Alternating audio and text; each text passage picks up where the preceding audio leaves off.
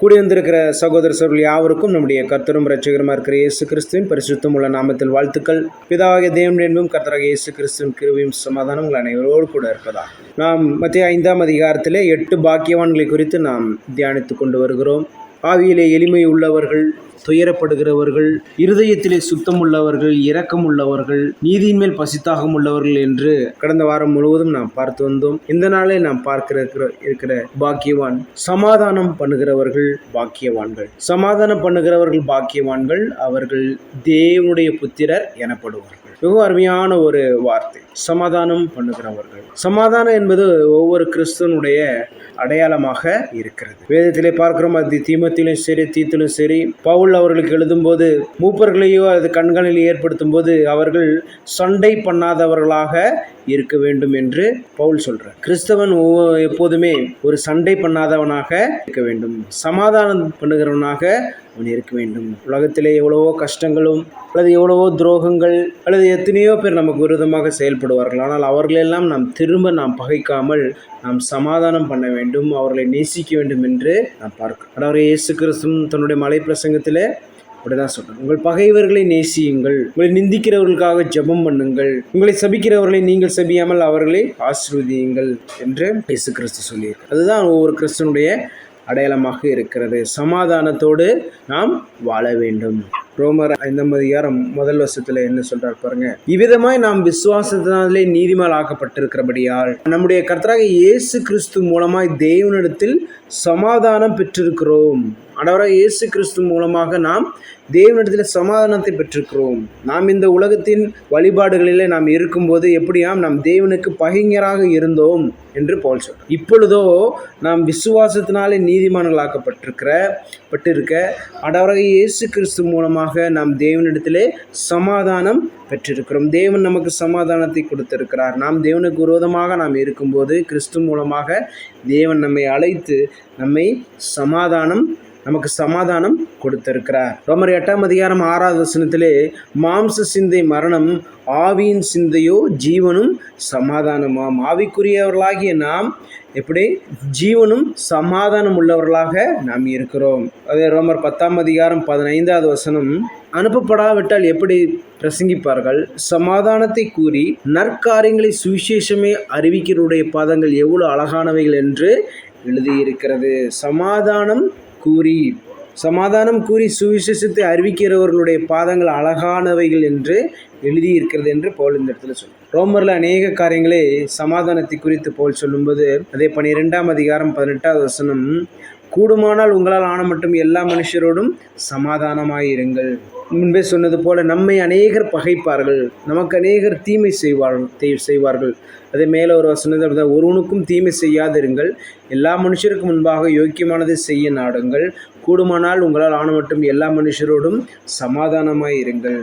நாம் யாரையும் பகைக்கலை அப்படின்போது நம்மை பகைக்கிறவர்கள் அநேகர் இருப்பார்கள். ஆனால் அவர்களோடு நாமும் பகையை பாராட்டாதபடி அவர்களோடு சமாதானமாய் இருக்க வேண்டும். ரோமர் 14ஆம் அதிகாரம் 17வது வசனம், தேவனுடைய ராஜ்யம் புசிப்பும் குடிப்பும் அல்ல, அது நீதியும் சமாதானமும் பரிசுத்த ஆவியினால் உண்டாகும் சந்தோஷமாயிருக்கிறது. தேவனுடைய ராஜ்யம் எப்படி புசிப்பும் குடிப்பும் அல்ல, அவ்வாறு சாப்பிட்டுக்கிட்டே அல்லது குடிச்சுக்கிட்டே இருக்கக்கூடிய ஒரு இடம் தேவனுடைய ராஜ்யம் அல்ல. தேவனுடைய ராஜ்யம் எப்படி இருக்குதா? அது நீதி உள்ளதாக இருக்கிறது, சமாதானம் உள்ளதாக இருக்கிறது, சந்தோஷம் உள்ளதாக இருக்கிறது.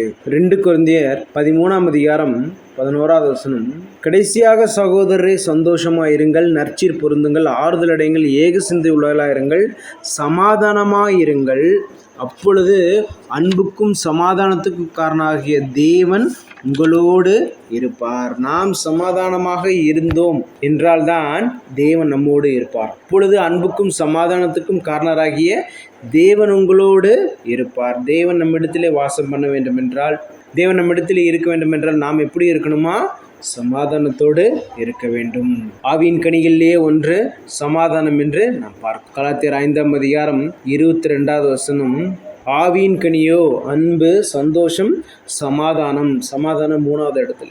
அன்பு இருக்கணும், அன்புக்கு அடுத்தது சந்தோஷம், சந்தோஷத்துக்கு அடுத்தது சமாதானம் இருக்கணும். ஆவியின் கனியோ அன்பு, சந்தோஷம், சமாதானம்.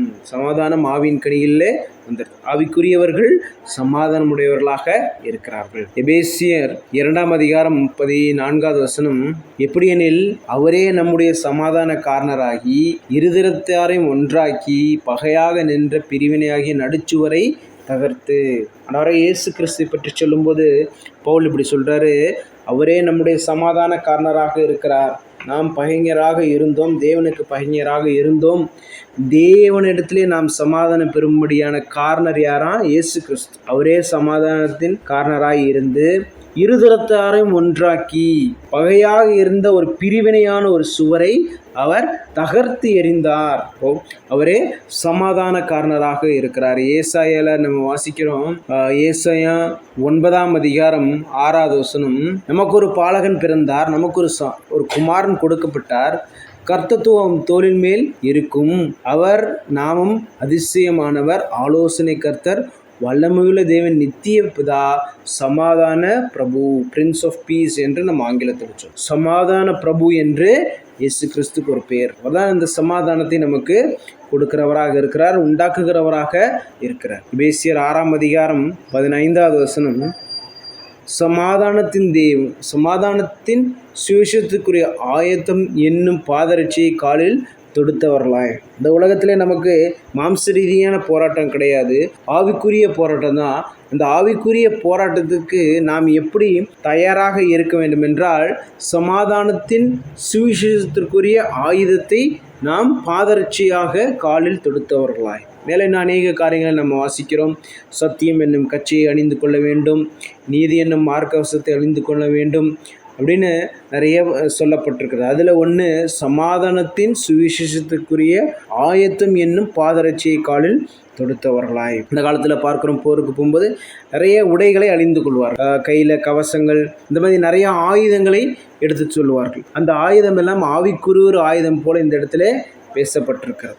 அதுதான் என்ன? சத்தியம் என்னும் கச்சை, நீதி என்னும் மார்க்கவசம், சமாதானம் என்னும் ஆயத்தம் என்னும் பாதரட்சை. இதையெல்லாம் நாம் தொடுத்தவர்களாக நாம் இந்த உலகத்திலே ஆவிக்குரிய ஒரு போராட்டத்தை செய்கிறவர்களாக நாம் இருக்கிறோம். இந்த சமாதானம் நம்மை பகைக்கிறவர்களையும் நேசிக்கக்கூடிய ஒரு சமாதானம். நம்மை பகைத்தாலும் சரி, நாம் சமாதானம் உடையவர்களாக நாம் இருக்கிறோம். கிறிஸ்து நமக்கு சமாதானத்தை உண்டு பண்ணியிருக்கிறார், அதை நாம் வெளிக்காட்டுகிறவர்களாக இருக்க வேண்டும். பிலிப்பியர் 4 அதிகாரம் 6-7 வாசிக்கிறேன். நீங்கள் ஒன்றுக்கும் கவலைப்படாமல் எல்லாவற்றையும் குறித்து உங்கள் விண்ணப்பங்களை ஸ்தோத்திரத்தோடு கூடிய ஜெபத்தினாலும் எழுதலும் தேவனுக்கு தெரியப்படுத்துங்கள். அப்பொழுது எல்லா புத்திக்கும் மேலான தேவ சமாதானம் உங்கள் இருதயங்களையும் உங்கள் சிந்தனைகளையும் கிறிஸ்து இயேசுக்குள்ளாக காத்துக்கொள்ளும். தேவ சமாதானம், பீஸ் ஆஃப் காட் அப்படின்னு நம்ம சொல்றோம். அந்த சமாதானம் நம்முடைய இருதயத்திலே அருளப்படும், கிறிஸ்து இயேசுக்குள்ளாக நம்மை காத்துக்கொள்ளும். அதுக்கப்புறம் நாம் வாசிக்கிறோம், உண்மை உள்ளவைகள் எவைகளோ, ஒழுக்கம் உள்ளவைகள் எவைகளோ, நீதி உள்ளவைகள் எவைகளோ, கற்புள்ளவைகள் எவைகளோ, அன்பு எதுவோ, புகழ் எதுவோ, நற்கீர்த்தி எதுவோ, இவைகளையே நாம் சிந்தித்து கொண்டிருக்கும் போது என்னவா, நீங்கள் என்னிடத்தில் கற்றும் அடைந்தும் கேட்டும் கண்டும் இருக்கிற எவைகள் அவையே செய்யுங்கள், அப்பொழுது சமாதானத்தின் தேவன் உங்களோடு இருப்பார். அதெல்லாம் நான் பார்த்தோம், தேவ சமாதானம் நம்மோடு இருக்கும். இப்பொழுது சமாதானத்தின் தேவன் நம்மோடு இருப்பார். தேவனுடைய சமாதானம், பீஸ் ஆஃப் காட் நம்மிடத்துல இருக்கும். நாம் தேவனுக்குரியவர்களை நாம் சிந்திக்கும் போது சமாதானத்தின் தேவன் நம்மோடு இருப்பார். காட் ஆஃப் பீஸ், அவர் நம்மோடு இருப்பார் என்று போல் சொல்றார். யாக்கோபு 3 அதிகாரம் 18 நீதியாகிய கனியானது சமாதானத்தை நடப்பிக்கிறவர்களாலே சமாதானத்திலே விதைக்கப்படுகிறது. நாம் பரத்திலிருந்து வருகிற ஞானத்தை உடையவர்களாக நாம் இருக்கும்போது அதன் மூலமாக நீதியின் கனியாகிய சமாதானத்தை நடப்பிக்கிறவர்களாலே சமாதானத்திலே விதைக்கப்படும். எவ்வளோ ஆழமான ஒரு கருத்தை யாக்கோபு இந்த இடத்துல சொல்றார். நீதியின் கனியாகிய சமாதானம். இந்த நீதியின் கனியாகிய, அதாவது இந்த நீதி தேவனுடைய நீதி, அந்த நீதியினுடைய பலன் என்னவா, சமாதானத்தை நடப்பிக்கிறவர்களாலே சமாதானத்திலே விதைக்கப்படும். 1 பேதுரு 3 அதிகாரம் 10-11 வாசிக்கிறேன். ஜீவனை விரும்பி நல்ல நாட்களை காண வேண்டும் என்று இருக்கிறவன் பொல்லாப்புக்கு தன் நாவையும் கபடத்துக்கு தன் உதடுகளையும் விலக்கி காத்து பொல்லாப்பை விட்டு நீங்கி நன்மை செய்து சமாதானத்தை தேடி அதை பின்தொடர கடவன். ஜீவனை விரும்பி நல்ல நாட்களை காண வேண்டும் என்று நாம் விரும்புகிறோம். இந்த இடத்துல என்ன சொல்லப்பட்டிருக்கு பாருங்க, நல்ல நாட்களை நாம் காண வேண்டும் என்றால் நம்முடைய வாழ்க்கை ஒரு மகிழ்ச்சி உள்ள ஒரு வாழ்க்கையாக, ஒரு சமாதானம் உள்ள ஒரு வாழ்க்கையாக நமக்கு இருக்க வேண்டும் என்றால் நாம் என்ன செய்யணுமா, பொல்லாப்புக்கு நீங்கி நன்மை செய்து சமாதானத்தை தேடி அதை பின்தொடர வேண்டும். அப்பொழுது நம்முடைய நாட்கள் நல்ல நாட்களாக இருக்கும்.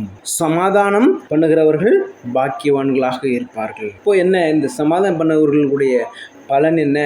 அவர்கள் தேவனுடைய புத்திரர் என அழைக்கப்படுவார்கள். அவர்கள் தேவனுடைய புத்திரர்கள் என்று அழைக்கப்படுவார்கள். நாம் சமாதானம் பண்ணும்போது, நாம் சமாதானத்தை ஜீவிக்கும் போது நாம் எப்படியா நம் தேவனுடைய பிள்ளைகள் என்று அழைக்கப்படும். ஆண்டவராகிய இயேசு கிறிஸ்து மூலமாக நமக்கு ஒரு ஸ்லாக்கியம் கொடுக்கப்பட்டிருக்கிறது. நாம் தேவனுடைய பிள்ளைகள் என்று அழைக்கப்படும்படியாக.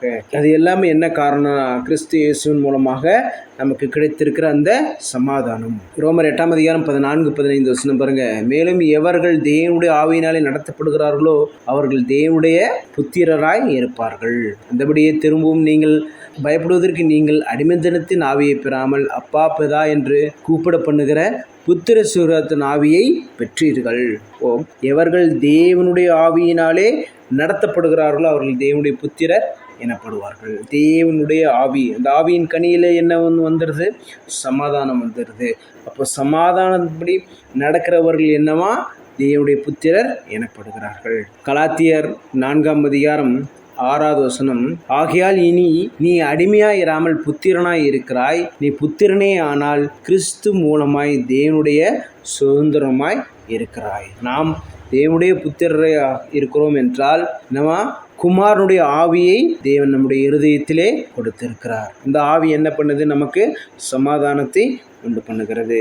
அந்த சமாதானம் நம்மிடத்தில் இருக்கும்போது நாம் தேவனுடைய புத்திரர் என்று அழைக்கப்படுகிறோம். இப்போ தேவனுடைய புத்திரர் என்று அழைக்கப்படுகிற அந்த ஒரு பாக்கியத்தை நாம் காத்துக்கொள்ளணும் இல்லையா? பாருங்க, எபிரேயரில் ஒரு நல்ல ஒரு எடுத்துக்காட்டு சொல்லப்பட்டிருக்கிறது. எபிரேயர் 12ஆம் அதிகாரம் 14-17 வசனங்கள். நல்ல ஒரு முக்கியமான ஒரு வசன பகுதி இது. 14-17 யாவரோடும் சமாதானமாய் இருக்கவும் பரிசுத்தமுள்ளாய் இருக்கவும் நாடுங்கள். பரிசுத்தமில்லாமல் ஒருவனும் கர்த்தரை தரிசிப்பதில்லை.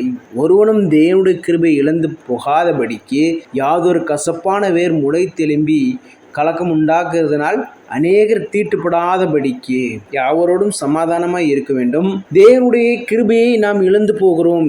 கசப்பான வேர் நம்முடைய இருதயத்தில் இருக்கும்போது, சமாதானம் பண்ணாமல் பகையோடு நாம் இருக்கும்போது என்ன, நாம் தேவனுடைய கிருபையை இழந்து போகிறோம். உலகத்தில் கூட சமாதானம் இல்லாமல் அநேகர் இருக்கிறார்கள். ஆனால் நாம் சபைக்குள்ளாக கிறிஸ்துக்குள்ளாக இருந்துக்கிட்டு நாம் நம்முடைய சகோதரர்களை பகைக்கிறோம் என்றால், அல்லது ஒரு அற்ப காரியங்களுக்காக சகோதரர்களை பகைக்கிறோம், சண்டை பண்ணுகிறோம். சபையில் எல்லாம் ஒன்றா போயிட்டு வருவாங்க. ஆனால் அண்ணன் தம்பிக்குள்ளே சண்டை, அண்ணன் தம்பிகளுக்குள்ளே சண்டை போட்டுக்கிட்டு கோர்ட்டுக்கு போய் வழக்குகளை போட்டுக்கொண்டு இதெல்லாம் இந்த நாளிலே நாம் கேட்கிறோம்.